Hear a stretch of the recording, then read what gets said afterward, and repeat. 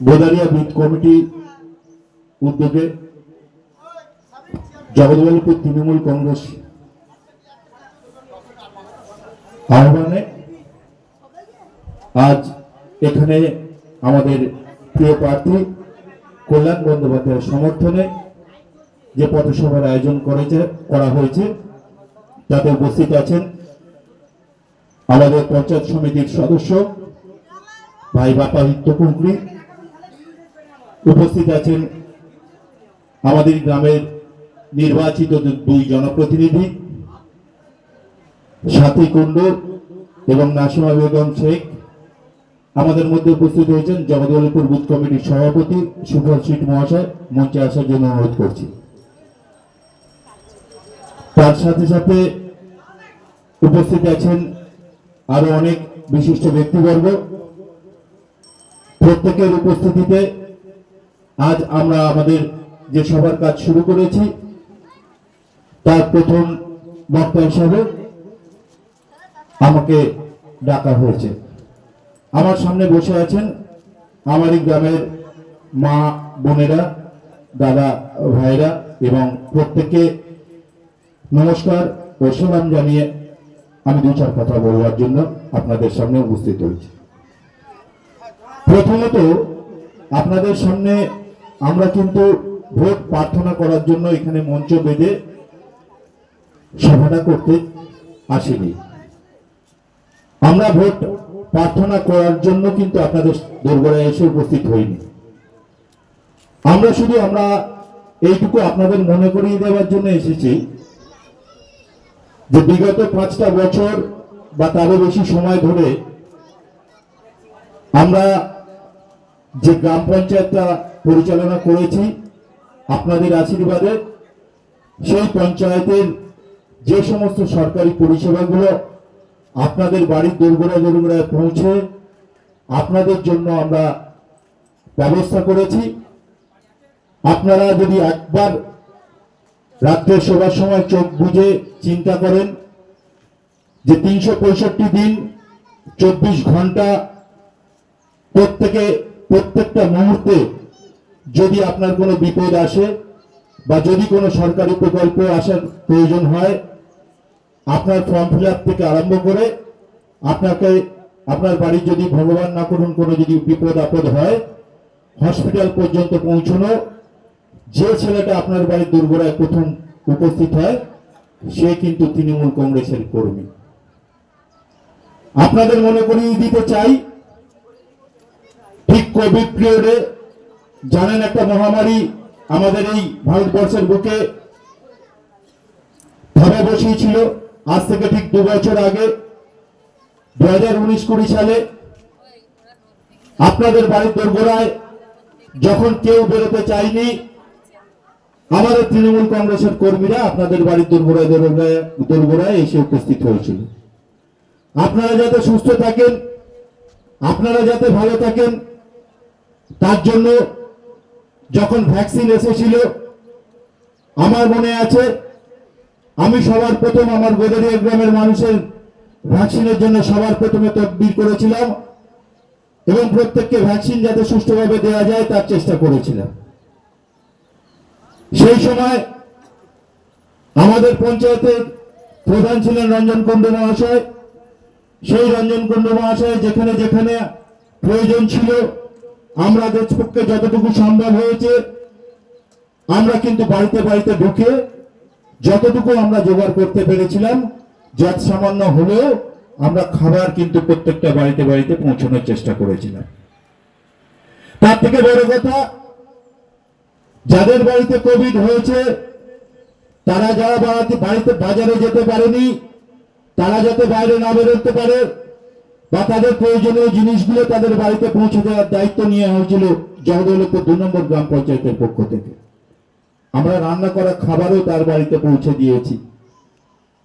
শুধু এটার জন্য নয়, আপনারা মনে করে দেখুন, আপনার একটা খুব সামান্য প্রয়োজন হলে একটা সার্টিফিকেট, তার থেকে বড় কথা সরকারি প্রকল্পের যদি কোনো একটা ফর্ম ফিল আপ করতে হয়, আমরা আপনাদেরকে খবর দিয়েছি সবার আগে।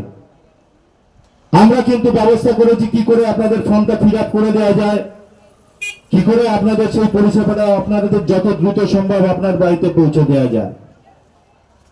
অপরদিকে আমাদের বিরুদ্ধে যে সমস্ত দলগুলো পার্টি দাঁড়িয়েছে, আপনারা শুধু অতীত মনে করে দেখুন, আপনারা যখন বিপদে ছিলেন, আপনারা যখন একটা দুঃসময়ের মধ্যে দিয়ে যাচ্ছিলেন, সেই পার্টির কোনো প্রতিনিধি আপনার বাড়ির সামনে আসেনি বা আপনাকে নিয়ে তারা চিন্তিত ছিল না। তারা ছিল নিজেদের ঘরের মধ্যে এবং মজা দেখছিল যে আপনারা কিভাবে কষ্ট পাচ্ছিলেন। আমি ভাবতে বলছি,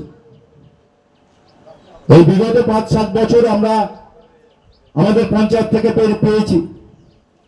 5 বছর ছিল আর এই 8 মাস চলছে। 5 বছরের মধ্যে 2.5 বছর আমরা কোনো উন্নয়ন করতে পারিনি। তার কারণ কোভিড পিরিয়ড, সেই পিরিয়ডের জন্য আমরা কোনো উন্নয়ন করতে পারিনি। কিন্তু আপনারা দেখবেন 2.5 বছর আর এই 8 মাসের মধ্যে গোবেরিয়া তৃণমূল কংগ্রেসের পক্ষ থেকে আপনাদের গ্রামে প্রভূত উন্নতি আমরা করেছি, যেগুলো আপনাদের চোখের সামনে আছে। আর যারা মঞ্চ বেঁধে মাইক বেঁধে ভোট পাখি হয়ে আপনাদের কাছে গুনগুন করছে, তারাই ভোট আসলেই তাদের মনে পড়ে মানুষকে, তাদের মনে পড়ে মানুষের দোরগোড়ায় যেতে হবে, তাদের মনে পড়ে এই ভোট আসলেই মানুষের কাছে গিয়ে নিজেদের নামে ভোট চাইতে হবে। আপনারা কেন ভোট দেবেন তাদের? কোন দিন তারা আপনার বিপদে আপদে আপনার পাশে দাঁড়িয়েছে? নিজের মনকে প্রশ্ন করে দেখবেন। আপনি প্রশ্ন করে দেখবেন যে আপনার যখন দুঃসময় থাকে, আপনার যখন কোনো প্রয়োজন থাকে, কারা আপনার পাশে প্রথম দাঁড়ায়? যারা প্রথম আপনার পাশে দাঁড়ায়, আপনিও তাদের পাশে থাকবেন, এই কামনা করেই আমরা এখানে এসেছি। আমাদের পথসভার গুরুত্ব এখানে নয় যে আমরা পঞ্চায়েত গঠন করব কি আমরা বিধানসভা গঠন করব। এটা ভারত গঠন। ভারতবর্ষ আজ কোন পথে চলবে, ভারতবর্ষ কিভাবে চলবে, সেই নিয়ে আমাদের এই ভোট। আমরা কিন্তু পঞ্চায়েতে থাকবো। 4 তারিখের পরেও আমাদেরই পঞ্চায়েত থাকবে, আমাদেরই পঞ্চায়েতের প্রধান থাকবে, আমাদেরই পঞ্চায়েত সমিতি থাকবে, আমাদেরই পঞ্চায়েত সমিতির সভাপতি থাকবে এবং জেলা পরিষদ আমাদেরই থাকবে। অর্থাৎ কোন পরিষেবা পাওয়ার ক্ষেত্রে আপনাদের কোনো অসুবিধা হবে না, আমরা ঠিক পরিষেবা আপনাদের পৌঁছে দিয়ে যাব।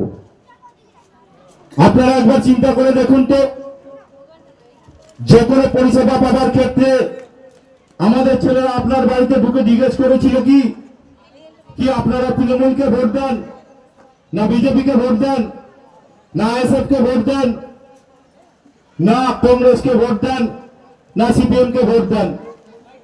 কেউ বলতে পারবে না এখানে বুকে হাত রেখে যে কোন সরকারি প্রকল্পে পরিষেবা দেওয়ার ক্ষেত্রে আমরা কোন মানুষকে জিজ্ঞেস করেছি বা বৈমাত্র সুলভ আচরণ করেছি যে আপনি বিজেপিকে ভোট দেন বা আপনি আইএসএফ কে ভোট দেন বা আপনি সিপিএম কে ভোট দেন, তাই আপনাদের আমরা পরিষেবাটা দেব না। এই কথাটা কোনোভাবেই আপনারা বলতে পারবেন না। আমরা কিন্তু সরকারি প্রকল্প দেওয়ার ক্ষেত্রে কোন ক্ষেত্রে আপনাদের কিন্তু বৈমাত্র সুলভ আচরণ করিনি। আমরা বিমাত্র সুলভ আচরণ করতে পারি না। আপনারা জানেন, আপনার বাড়ির ন্যূনতম প্রয়োজনটুকু মেটানোর জন্য আমাদের মমতাময়ী মা যখন 2011 সালের 13ই মে ক্ষমতায় এসেছিলেন, সেই মমতা বন্দ্যোপাধ্যায় সংকল্প করেছিলেন যে বাংলার মানুষকে, যারা গরিব খেটে খাওয়া মানুষ, তাদের যেটুকু প্রয়োজন সেই প্রয়োজন সরকারিভাবে আমরা তাদের হাতে পৌঁছে দেব। সেই উপলক্ষে একের পর এক প্রকল্প, জনমুখী প্রকল্প নিয়ে আপনাদের সামনে আমরা উপস্থিত হয়েছি বিভিন্ন সময়। প্রায় 64টা প্রকল্প ছিল, আরো 3টে প্রকল্প বেড়ে 67টা প্রকল্প হয়েছে, যে প্রকল্পগুলো সরাসরি আপনাদের কাজে, আপনাদের বাড়ির কাজে লাগে। আপনি ভেবে দেখুন, আমাদের বাংলার মায়েরা, আমাদের বাংলার মেয়েরা সব থেকে বেশি নিপীড়িত ছিল, সব থেকে বেশি পিছিয়ে পড়া ছিল। আমাদের গ্রামের মেয়েরা, এই সংখ্যালঘু সম্প্রদায়ের মায়েরা সব থেকে বেশি পিছিয়ে ছিল। আপনারা সুদূর অতীত ভেবে দেখুন, আপনাদের যদি কোনো পয়সার প্রয়োজন পড়তো, আপনারা যখন আপনার স্বামীর কাছে অথবা আপনার ছেলের কাছে হাত পাততেন, সেই মুখ ঝামটা আপনাদের কত সহ্য করতে হতো? কিছুই না। সংসারের প্রয়োজনেই আপনারা টাকাটা হতে চাইতেন, খুব ছোটখাটো প্রয়োজন, সেই প্রয়োজনটুকু মেটানোর জন্য আপনারা যেটুকু টাকা চাইতেন, আপনাদের হাতে তো টাকা আসতোই না, উল্টে আপনাদের মুখ ঝামটা খেতে হতো। সেই আত্মসম্মানকে বজায় রাখার জন্য আমাদের মমতা মহিমা সেই বৃদ্ধ মায়ের কথা ভেবেই বা বৃদ্ধ মানুষের কথা ভেবেই চালু করলেন বার্ধক্য ভাতা। প্রত্যেকে বার্ধক্য, আমার যতদূর মনে হয় এই গ্রামে খুব কম সংখ্যক মানুষ আছেন যারা 60 বছরের উপরে হয়ে গেছেন অথচ বার্ধক্য ভাতা পাননি। এরকম সংখ্যাটা খুব কম, বাকি সবাই কিন্তু বার্ধক্য ভাতা পেয়ে থাকেন। আমি দায়িত্ব নিয়ে বলতে পারি, আমার গ্রামের কোনো বিধবা ভাতা আর বাকি নেই, প্রত্যেকে বিধবা ভাতাটা পায়। এবং সব থেকে বড় কথা, তাদের দায় বিপদ হলে তাদের মাথার সামনে মমতা মহিমা একটা ইন্স্যুরেন্স কার্ড স্বাস্থ্য সাথী হিসাবে আপনাদের দিয়ে রেখেছে, যার টাকা হচ্ছে 5 লক্ষ টাকা। আপনারা নিশ্চিন্তে ঘুমোতে পারেন শুধুমাত্র ওই কার্ডটার জন্য, যে আপনার বাড়িতে ভগবান না করুক যদি কোনো বিপদ এসে যায়, আপনাদের কিন্তু টাকার জন্য চিকিৎসা হবে না, এটা কোনোদিন হতে পারে না। এইটা চিন্তা করেছেন মমতা বন্দ্যোপাধ্যায়। আপনি যখন বাড়িতে ঘুমোতে যান, আপনি এইটুকু নিশ্চিন্তে ঘুমোতে যান যে আমার ভ্যানিটি ব্যাগ বা আমার আলমারির মধ্যে আমার স্বাস্থ্য সাথী কার্ডটা আছে, আমার পরিবারের যদি কারো কোনো অসুবিধে হয় আমি সেই স্বাস্থ্য সাথী কার্ডের মাধ্যম দিয়ে তাকে চিকিৎসা বা শুশ্রূষা করে নিয়ে আসতে পারবো। কে বলেছিল এইভাবে? কেউ ভাবেনি। মমতা বন্দ্যোপাধ্যায় ভেবেছে। মমতা বন্দ্যোপাধ্যায় সবসময় নারীদের সম্মান জানানোর জন্য সর্বদা চেষ্টা করে গেছে। আপনারা জানেন, মমতা বন্দ্যোপাধ্যায় দেশের একমাত্র নেত্রী যিনি মেয়েদের কথা ভেবেছেন, যিনি মেয়েদের কথা প্রতিনিয়ত ভাবেন।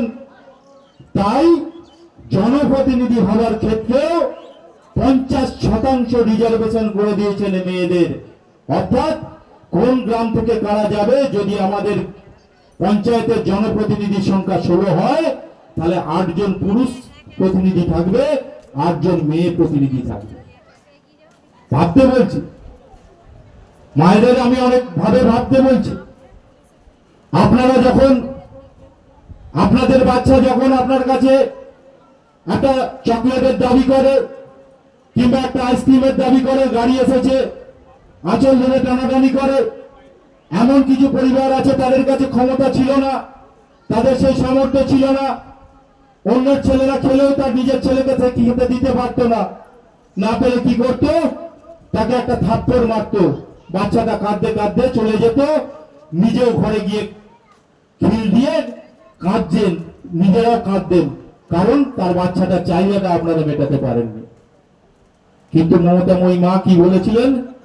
2021 সালে আমাকে জিতিয়ে আনুন, আমি যদি দ্বিতীয়বারের মতো ক্ষমতায় আসি তাহলে সর্বপ্রথম আমি মেয়েদের আত্মসম্মান বজায় রাখতে লক্ষ্মীর ভান্ডার প্রকল্প আনবো। সেই লক্ষ্মীর ভান্ডার প্রকল্পের মধ্য দিয়ে 25 থেকে 60 বছর বয়সী সমস্ত মহিলাদের অ্যাকাউন্টে আমি 1,000 টাকা করে প্রতি মাসে দেব। জেনারেল কাস্টের জন্য 500 টাকা প্রথমে ছিল এবং এসসি এসটিদের জন্য 1000 টাকা ছিল।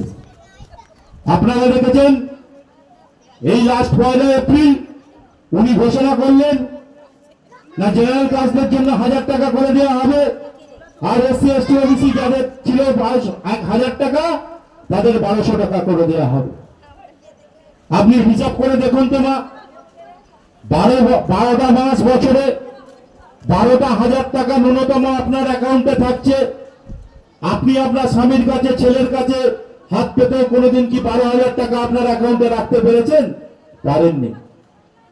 আপনার বাড়ির কোনো প্রয়োজন, খুব ছোটখাটো প্রয়োজন, বাড়িতে মেহমান এসেছে অথবা কুটুম এসেছে, হঠাৎ করে একটু মিষ্টি কিনতে আনতে পাঠাতে হবে, আপনাদের কিন্তু আর কারো কখনো আপনার স্বামীর কাছে অথবা ছেলের কাছে হাত পাততে হয় না।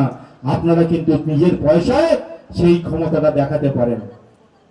কোন মেলায় বা কোন অনুষ্ঠানে গিয়ে আপনাকে কিন্তু স্বামীর কাছ থেকে 100 টাকা ধার করতে হয় না, বা আপনার আত্মীয়ের বাড়িতে বা বাপের বাড়িতে যাওয়ার ক্ষেত্রে আর আপনাদের কাছে স্বামীর কাছে হাত পাততে হয় না, কারণ মমতাময়ী মা সেই ব্যবস্থাটা আপনাদের জন্য করে দিয়েছে। এটা আপনাদের আত্মসম্মান নয়? আর একটা বিরোধী দল তারা রাস্তায় রাস্তায় চেঁচিয়ে বেড়াচ্ছে এটা নাকি আপনাদের ভিক্ষা দেওয়া হচ্ছে। আপনারা বলুন তো, এই পয়সাটা কি মমতা ব্যানার্জি নিজে ছাপিয়ে নিয়ে এসেছে? না। এই পয়সাটা কি তৃণমূলের যে সমস্ত কর্মীদের তাদের পয়সা? না, এটা সরকারি পয়সা। সরকার যে ট্যাক্স গুলো তোলে সেই ট্যাক্সের পয়সা আপনার অ্যাকাউন্টে ডাইরেক্ট ঢুকছে, এর মধ্যে তৃতীয় কোনো ব্যক্তি নেই। এতদিন ধরে তো একটা সরকার ছিল, 34 বছর একটা সরকার, সিপিএম এর সরকার ছিল। আপনারা 2011 সালের আগে এই গোদারিয়ার কথাটা একবার মাথায় রেখে দেখুন, আর 2024 সালে এসে এই গোদারিয়াকে একবার মনে করে দেখুন। যারা বয়োজ্যেষ্ঠ আছে তাদের প্রত্যেককে একবার মনে করে দেখতে বলবো 2011 সালের আগে এই গোদারিয়ার কি পরিস্থিতি ছিল, আর 2024 সালে আজকে গোদারিয়ার কি পরিস্থিতি এসে দাঁড়িয়েছে। আমরা উন্নয়ন করেছি, আমরা চেষ্টা করেছি। হ্যাঁ, 100% আমরা কাজ করে উঠতে পারিনি, আমরা স্বীকার করছি আমরা 100% কাজ কেউ করে উঠতে পারে না। যদি 100% কাজ হয়ে যায় তাহলে আর উন্নয়ন বলে কিছু থাকবে না। আমরা উন্নতি করছি, যেখানে যেটুকু পাচ্ছি, যেখান থেকে যতটুকু টাকা পাচ্ছি সবটা দিয়ে আমরা গোদারিয়ার সার্বিক উন্নয়নের চেষ্টা করছি। আমরা আপনাদের ঈদগাতে একটা সেট তৈরি করার চেষ্টা করছি, সেরকম ভাবে আমাদের দুর্গা বালারিতলার একটা কালীর সেটও তো আমরা তৈরি করেছি। আমরা যেরকম বাজারের আপনাদের কবরস্থানের পাশে পাঁচিলটা দেবের ব্যবস্থা করছি, সেরকম একটা শ্মশানকেও আমরা চুল্লি তৈরি করার ব্যবস্থা করছি। আমরা চেষ্টা করছি, গ্রামের কিছু রাস্তা আর বাকি আছে, হয়তো খুব যত সামান্য, বাকি সব রাস্তায় প্রায় হয়ে গেছে, 3-4টে রাস্তা বাকি আছে। আমার যতদূর মনে হয় এই পাড়ায় আর গোটা 3-4 রাস্তা বাকি আছে। আমরা ভোটের পর প্রত্যেকটা রাস্তায় লেখা আছে, আমরা ভোটের পর সেই রাস্তাগুলো করে দেব। আপনারা বলুন, আপনারা এত বছর যারা এখানে নতুন বিয়ে হয়ে এসেছেন, এত বছর গোদারিয়াকে দেখেছেন, কোনোদিন পোস্টে পোস্টে লাইন দেখেছিলেন? মেয়েদের যাতায়াতের জন্য, মেয়েদের যাতে কোনো রকম অসুবিধা না হয় তার জন্য আমরা চেষ্টা করছি প্রতিটা পোস্টে পোস্টে লাইট দেওয়ার জন্য, যাতে মনে হয় যে হ্যাঁ আমাদের মেয়েরাও সুরক্ষিত থাকবে, যাতে সাবধানে যাতায়াত করতে পারে। তার থেকে বড় কথা, আপনারা দেখেছেন আপনাদের এখানে রাস্তার মধ্যে দিয়ে লাইন খুলে প্রতিটা বাড়িতে বাড়িতে পানীয় জলের ব্যবস্থা আমরা করছি। প্রতিটা বাড়িতে বাড়িতে যাতে জলটা পৌঁছয়, বিশুদ্ধ পানীয় জল যাতে আপনারা খেতে পারেন তার ব্যবস্থা করছি। সময় লাগছে, অদূর ভবিষ্যতে এটাও হয়ে যাবে। প্রত্যেকে বাড়িতে ট্যাপ খুলবেন আর জলটা পাবেন। আপনারা যারা আপনার বাড়িতে এসে বসে ভোট চাইতে আসছে তাদেরকে জিজ্ঞেস করবেন তো, যারা আজ আইএসএফ হয়ে আপনার বাড়িতে ভোট চাইতে আসছে ধর্মের নামে, তাদেরকে জিজ্ঞেস করবেন তো যে বিগত 5 বছর তো ভাই তোমরা দলটা গঠন করেছো, তোমরা তো আমাদের বাড়িতে বাড়িতে এসে ভোট চাইতে আসছো, কই আমাদের জন্য কি ভেবেছো, বা আমাদের জন্য ভবিষ্যতে তোমরা কি দেবে যার জন্য আমরা তোমাকে ভোটটা দেব? তারা কোনো উত্তর দিতে পারবে না। তারা একটাই কথা বলবে, ধর্মের জিগির, ধর্মের জিগির দিয়ে, ধর্মের ছুটছুড়ি দিয়ে আপনার কাছ থেকে ভোটটা আইএসএফ এ ফেলার চেষ্টা করবে। উদ্দেশ্য সেটা নয়, আমি বলে যাই, উদ্দেশ্য সেটা নয়। উদ্দেশ্য হচ্ছে এরা বিজেপির টাকা খাওয়া দালাল, এরা বিজেপিকে জেতানোর চেষ্টা করছে, আপনাদের বাড়িতে বাড়িতে আসছে, আপনাদের ভোটগুলোকে কেটে যাতে বিজেপি যেতে তার রাস্তা সুগম করতে আসছে। এরা বিজেপির টাকা খাওয়া দালাল, এরা এক একটা প্রত্যেকটা আইএসএফের কর্মী এক একটা দালাল। এরা শুধু টাকা নিচ্ছে, বিজেপির কাছ থেকে কোটি কোটি টাকা নিচ্ছে, নিয়ে আপনার বাড়িতে বাড়িতে ঢুকে প্রচার করছে ধর্মের নামে জিগির তুলে, যেভাবে ধর্মের নামে জিগির তুলে বিজেপি প্রতিটা হিন্দু পাড়ায় পাড়ায় ঘুরছে। কই আইএসএফ তো কোনো হিন্দুর পাড়ায় গিয়ে প্রচার করছে না, বা বিজেপি তো আপনার মুসলিম পাড়ায় এসে প্রচার করছে না। আমরা তো দুটো পাড়ায় গিয়ে প্রচার করছি। তাদের সেই ক্ষমতা নেই কেন যে আইএসএফ হিন্দু পাড়ায় গিয়ে প্রচার করবে? আর একটা দল আছে, তারা সব হঠাৎ করে দেখছি বাচ্চা বাচ্চা ছেলেগুলোকে নামিয়েছে রাস্তায়। দলটার নাম সিপিএম। 34 বছরে তাদের যে অপকীর্তি, সেই অপকীর্তি ভাবছে আমরা ভুলে গেছি। আমরা ভুলিনি বন্ধু। চমকাইতলা, ধানতলা, বানতলা থেকে আরম্ভ করে লাস্ট নন্দীগ্রাম, নেতাই, কোনোটাই ভুলিনি। সেই রক্তক্ষয়ী সংগ্রাম, সিঙ্গুরের তাপসী মালিক থেকে আরম্ভ করে সমস্ত কিছু আমরা কোনোটাই ভুলিনি। তোমরা এখন ভাবছো তোমাদের বাচ্চাগুলোকে নামিয়ে দিয়ে আমাদেরকে ভুল বোঝাবে, হবে না বন্ধু। আমরা এখনো কিন্তু সেই জগলকে গা ভুলিনি। কংগ্রেসকে ভোট দেওয়ার অপরাধে তোমরা কান্দুয়াতে যে হাত কেটে নিয়েছিলে সেই আমরা ভুলিনি। তোমরা আগে কি করতে, যে আমাদের যখন এখন তো আপনারা দোকানে যাবেন, রাস্তাঘাটে যাবেন, তৃণমূলের নামে বদনাম করার অনেক সুযোগ পান, তৃণমূলের প্রধানকে চোর বলার সুযোগ পান। এর আগে 34 বছর যখন রাজত্ব করেছেন তখন সিপিএম এর নামে একটা কথা বললে তার বাড়িতে সাদা থান পৌঁছে যেত, অথবা তাকে পার্টি অফিসে থেকে পালিশ করা হতো। যদি তাও না পারত, তার ঘরের গাদায় আগুন দেওয়া হতো, জমির জলে ফলিডল দেওয়া হতো। যদি তাও না হতো, তার মেয়েকে ধরে তার শিরতাহানি করা হতো। যদি একান্তই তাকে থামাতে পারত না, তখন তাকে মারধর করা হতো, আর নাহলে পৃথিবী থেকে সরিয়ে দেওয়া হতো। এই তো তোমাদের ইতিহাস ছিল। সিপিএম এর ইতিহাস তো এটাই। সিপিএম এর সেই ইতিহাস তো আমরা ভুলিনি। আমরা সিপিএম করার অপরাধে, এই কংগ্রেস করার অপরাধে 55,000 কর্মীকে তো আমরা হারিয়েছি, খুন হতে দেখেছি। আমাদের তৃণমূল কংগ্রেস কর্মীকে খুন হতে দেখেছি, দিনের পর দিন অত্যাচারিত হতে দেখেছি, এক ঘরে হয়ে যেতে দেখেছি। সেই সিপিএম আবার লোক বার করার জন্য আপনার বাড়িতে বাড়িতে এসে গুজুর গুজুর ফুজুর ফুজুর করতে আরম্ভ করেছে। যখন আপনার বাড়িতে আসবে, সেই সিপিএম এর নেতাটাকে ছেটিয়ে আগে বাড়ি থেকে তার করবেন। তার কারণ খালসা আবার আপনার বাড়িতে ঢুকছে আপনার স্বাধীনতা হরণ করার জন্য। আপনাদের কাছে আমি সুচিন্তিত মতামত প্রার্থনা করছি। আমরা কাজ করেছি, আমরা পরিষেবা দিয়েছি, তার উত্তরে আপনাদেরকে আমাদের সমর্থন করতে বলছি। আর একটা দল কখনো ধর্মীয় জিগির দিয়ে, আর কখনো দিদিমণির নামে কুৎসা করে আপনার কাছে ভোট চাইতে আসছে। তাদের কাছে কোনো সুনির্দিষ্ট রূপরেখা নেই। আপনাদের কি দেবে, আপনারা কি পাবেন, আপনাদের কি করতে পারবে, তার কোনো রূপরেখা নেই। শুধু বলছে আপনি যদি মুসলিম হন তাহলে আইএসপি কে ভোট দেন। আর হিন্দু পাড়ায় বিজেপি গিয়ে বলছে আপনি যদি হিন্দু হন তাহলে বিজেপিকে ভোট দেন। বাবা বাবা, ছোটবেলায় অনেকে একটা গল্পটা শুনে থাকবেন, বেড়ালের পিঠে ভাগ, মনে আছে? এই নীতিকথামূলক গল্পটা আমরা ছোটবেলায় পড়েছি। অনেক বিশিষ্ট বুজুর্গ ব্যক্তি যারা আছে তারা সবাই জানে। বেড়ালের পিঠে ভাগ, একটা বেড়াল, দুটো বেড়াল, একটা পিঠে বেজ। পিঠেটা পাড়ার পর কি করবে, নিজেদের মধ্যে ঝামেলা লেগে গেছে, পিঠেটা ভাগ করবে কি করে। তখন একটা হনুমান এসেছে দাড়ি পাল্লা নিয়ে, বলছে থাম থাম থাম থাম, তোরা নিজেদের মধ্যে ঝগড়া করিস না, আমি পিঠে ভাগ করে দিচ্ছি। পিঠে ভাগ করে দেওয়ার নামে কি করলো, পিঠেটা একটু কম বেশি করে ভাগ করলো, দাড়ি পাল্লা দুদিকে দেখালো, যেদিকটার পিঠে বেশি হচ্ছে সেদিকটা কামড় দিয়ে রেখে দিচ্ছে, আমার ওই দিকটা বেশি হয়ে যাচ্ছে, আমার ওই দিকটা কামড় দিচ্ছে, করতে করতে পিঠে শেষ। তো আপনারা সেই খবরটা জানেন, সেই গল্পটা শুনেছেন। আমাদের মধ্যে ওই বিড়াল দুটো কে জানেন?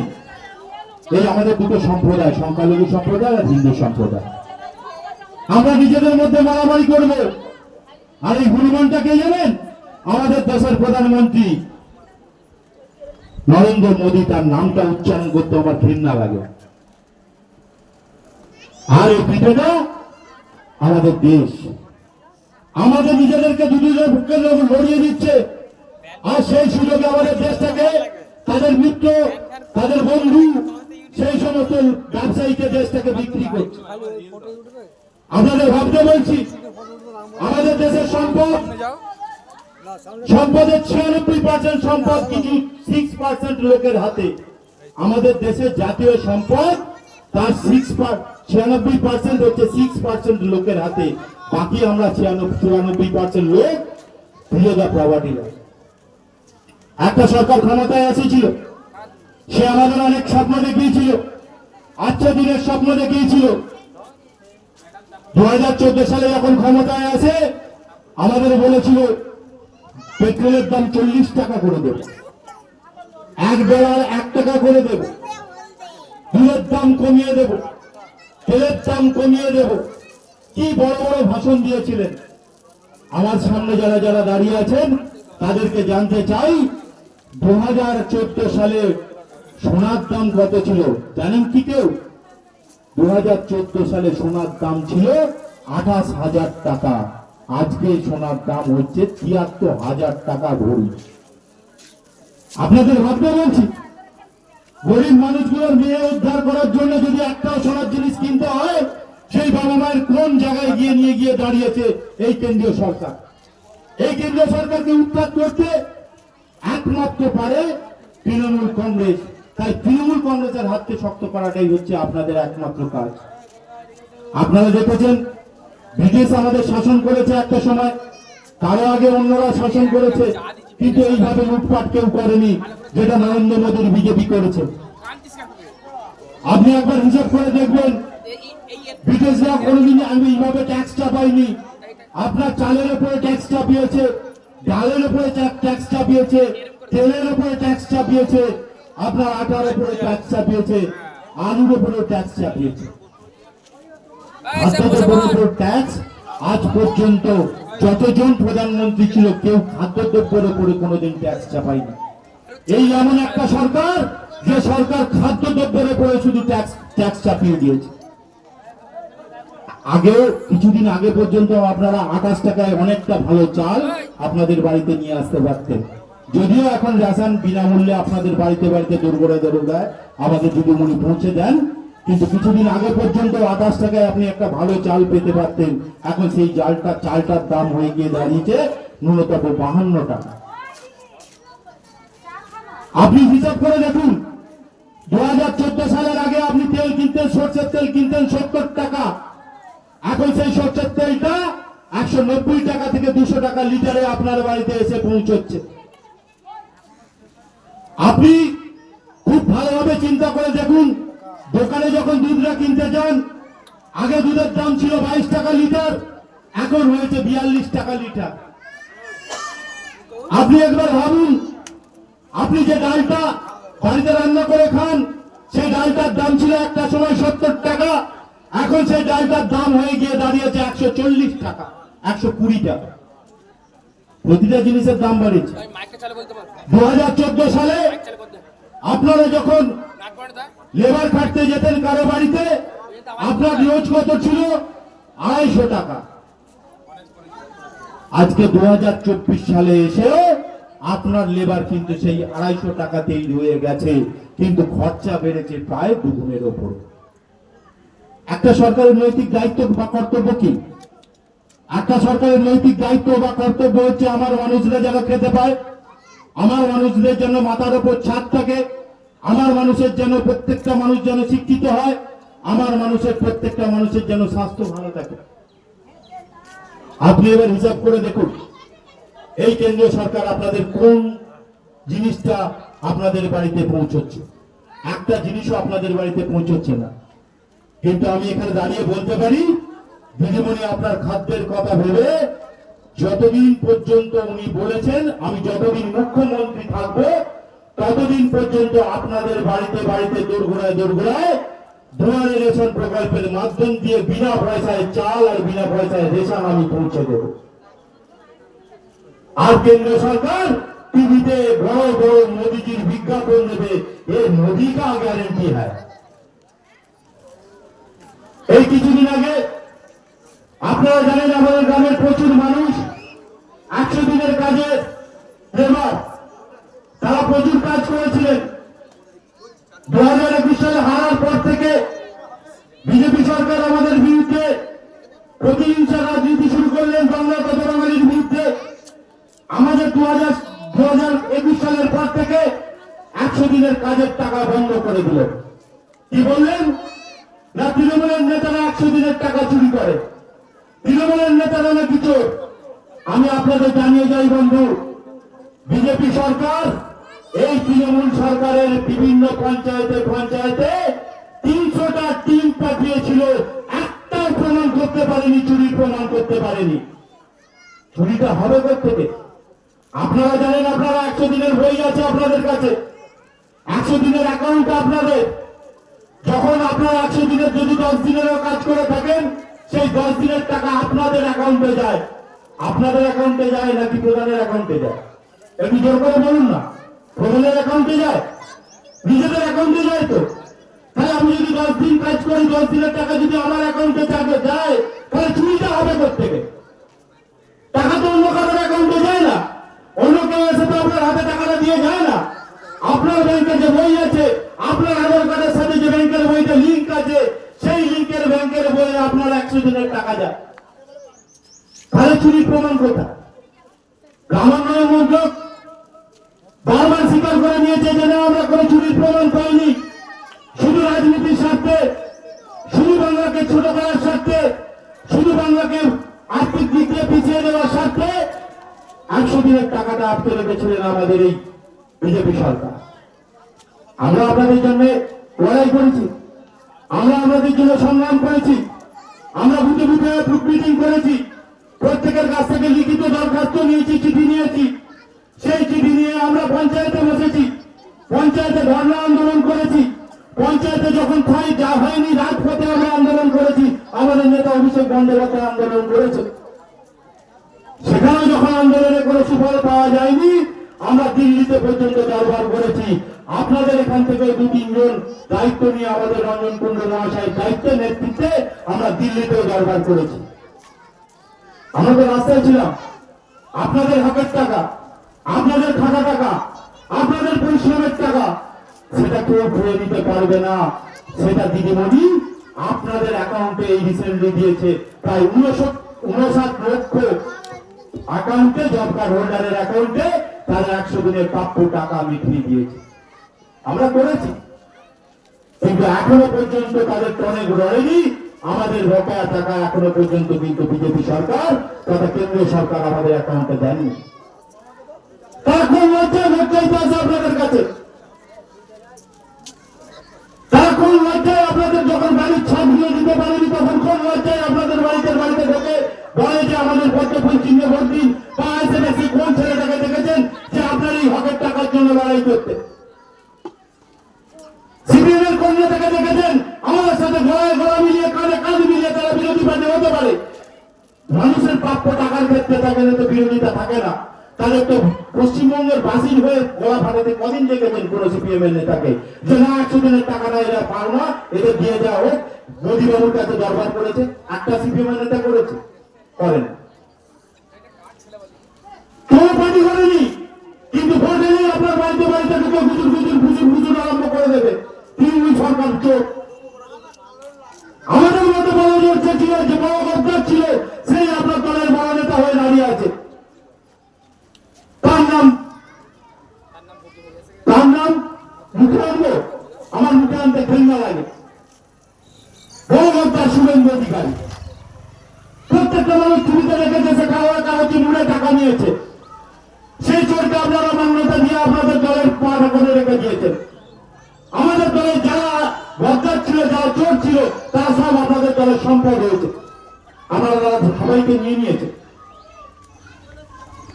আপনাদের দলে গেলে যে লোকটা সাধু হয়ে যায়, আমাদের দলে থাকলে সেই লোকটা চোর হয় কি করে? শুধু বিরোধিতা করলেই আমাদের দলকে চোর বলে দেওয়া হবে? শুধু আমাদের নয়, এই ভারতবর্ষে যে কোনো বিরোধী দল আছে সব দল নাকি চোর, আর বিজেপি একমাত্র নাকি সতী পবিত্র দল। দিল্লির মুখ্যমন্ত্রী অরবিন্দ কেজরিওয়ালকে জেলে ভরে দিলেন, ঝাড়খণ্ডের মুখ্যমন্ত্রী শিবু সোরেনের ছেলে হেমন্ত সোরেনকে জেলে ভরে দিলেন, কেজরিওয়াল মেয়েকে জেলে ভরে দিলেন। কেন? তাদের দোষ কি?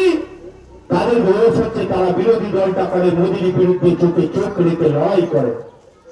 কিন্তু আমাদের মমতা বন্দ্যোপাধ্যায় এমন ধাতু দিয়ে তৈরি, তাকে ছোঁয়া তো দূরের কথা, তার নাম মুখে আনতে আপনাদের ভয় লাগে।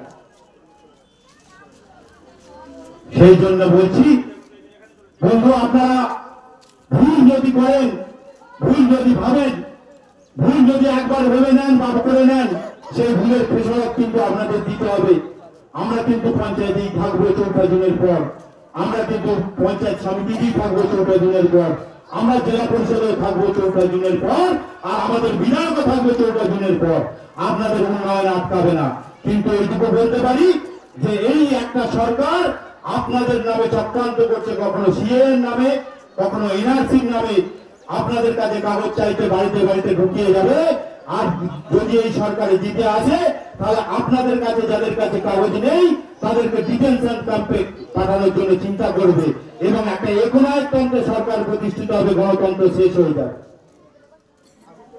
গণতন্ত্র শেষ হয়ে গেলে আপনাদের কি ক্ষতি হবে?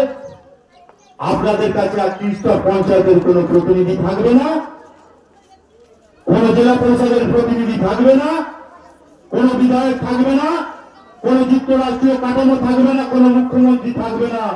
একটাই দেশের প্রধানমন্ত্রী হবে, এক আইন হবে, এক আইন হয়ে ওই প্রধানমন্ত্রী ঠিক করে দেবে আপনি কি খাবেন, কি করবেন, কোথায় যাবেন, কার সাথে কথা বলবেন, কার সাথে বলবেন না। আমাদের মধ্যে ধর্মীয় বিভাজন গুলো ঘটাইয়ে আমাদেরকে ব্যতিব্যস্ত করে রাখবেন, আর ওরা দেশের সম্পদকে লুট করবে। তাই বন্ধু, আপনাদের কাছে বারবার অনুরোধ রাখছি, গ্রামের ছেলে হিসাবে আপনারা কিন্তু এই বিষয়ে কোনো ভুল করবেন না। যে সংসদে দাঁড়িয়ে মোদীর বিরুদ্ধে চোখে চোখ রেখে কথা বলতে পারে, সেই কল্যাণ বন্দ্যোপাধ্যায়কে 2 নম্বর বোতামে জোড়াফুল চিহ্নে ভোট দিয়ে বিপুল ভোটে জয়যুক্ত করুন, আবার পুনরায় জয়যুক্ত করুন। এই বলে আমি আমার বক্তব্য শেষ করছি। জয় হিন্দ, বন্দে মাতরম, তৃণমূল কংগ্রেস জিন্দাবাদ, অভিষেক বন্দ্যোপাধ্যায় জিন্দাবাদ, মমতা বন্দ্যোপাধ্যায় জিন্দাবাদ, জয় বাংলা।